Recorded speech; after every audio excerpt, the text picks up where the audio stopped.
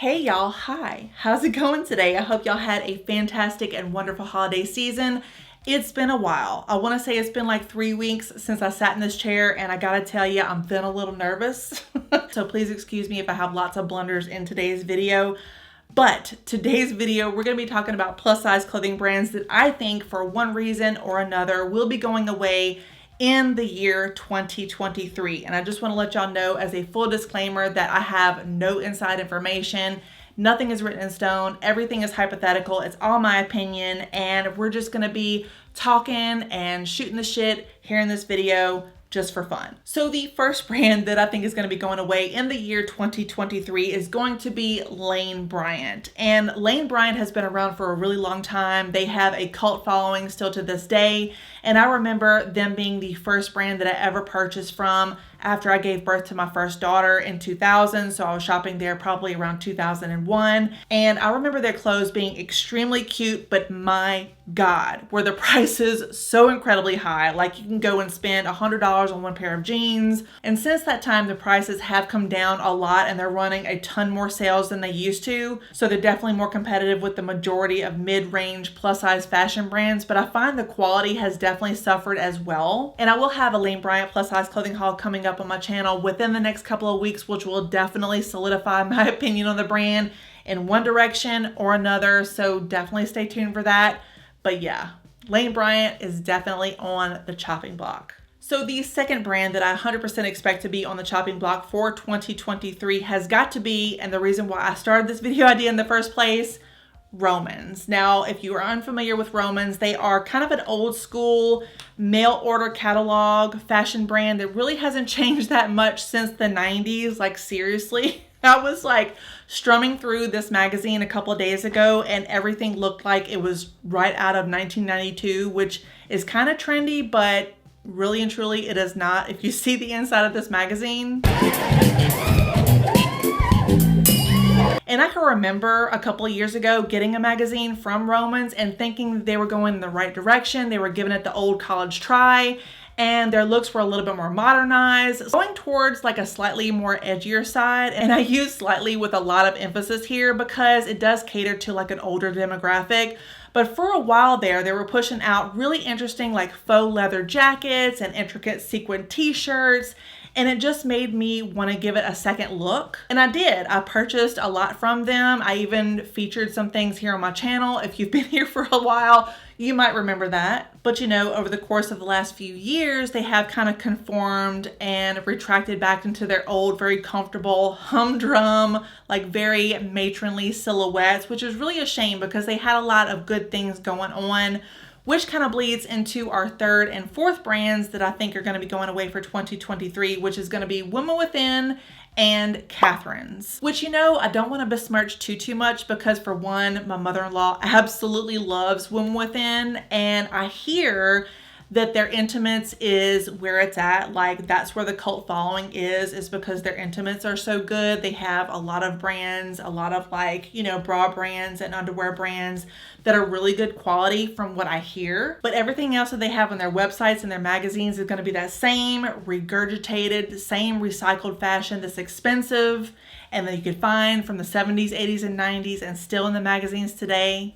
However, I will say this, that they do have a pair of elastic waist pants, very, very comfy pants for $9.99, and they're cotton. So if you like cotton elastic pants that are really comfy, then definitely check those out. But pretty much everything else is not that great. So the next brand that I think is going to be going out of business in the year 2023 is probably going to ruffle a lot of feathers here on YouTube because it has great search results. Like if I wanted to get a lot of views, I would definitely produce a lot more hauls for them, but I just can't see myself spending the money for the quality of the products that you receive. And I hope I don't offend anyone by saying this brand because, as I said, I know they get a lot of business and they have a cult following, but I just don't think it's sustainable. And that brand is Torrid. Torrid has amazing looking clothes. They're so cute. They're very on trend, but for the quality of the products that you get, they are not worth it. Like I've bought a dress for $150 there. There was like a casual looking dress. I bought jeans for $80. I bought sweaters for $100 and they just don't last. They're not meant to last. They're made in the same like low quality fast fashion warehouses that everything else comes from. And I think the prices are attributed to having 600 like brick and mortar stores out there and premium quality like malls that are legitimately dying. Unfortunately, it's very, very sad that malls are dying, but it's happening. I don't know. It's really sad because malls used to be the place to go when you wanted to hang out with your friends, if you wanted to go get exercise or just, you know, go eat at the food court. I used to bring my kids all the time to the mall. And it's just not like that anymore. A lot of malls are really dangerous. You know, they have a lot of muggings, and it's just really sad to think how far they have come. Because back in the day, they used to have like live music and so many different activities to do. And now they're just sort of a ghost town. And these brands like Torrid and Lane Bryant and Limited and all these other brands that were kind of born and raised in these mall settings are still charging the same premium prices because they have such large overhead. And it's just really a shame because I know that these brands are suffering because of the malls going away. I do really wish that malls would come back to their heyday like they used to be in the 80s and 90s because it was just so much fun. Like the mall scene in the Stranger Things series is just so much nostalgia. It brings me back to just such a good time. And I do really miss that time. Now they're all like shoe stores and Victoria's Secret stores and maybe like a Godiva chocolate here and there, but that's pretty much it. Like the malls don't really have it like they used to. And I wish that they would bring them back. Somebody bring them back. All right, y'all. So the fifth and final brand that I think that is going to be going out of business in the year 2023 is probably going to be like plus size subscription boxes. So like Dia and Company, Stitch Fix, Eloquii Unlimited, which I think has been discontinued as of a couple of months ago. I could be wrong though. I mean, this is one business model that I never thought really got off on the right foot. It's like the customer has to go through leaps and barrels to fill out the style quiz, show their preferences. I like this color. I don't like this color. I like this pattern. I don't like this pattern or this style. And I mean, I would specify that I didn't want shorts. I didn't want spaghetti straps. I didn't want like a certain cut of sleeve. And then I would get the box in and then I would have shorts. I would have cutoffs. I would have like spaghetti straps. It was everything that I didn't want. And they really never put merit into what the customer has to say. And I really think that it is a great idea. Like whoever thought of this is a genius. It's the follow through that I have the big problem with.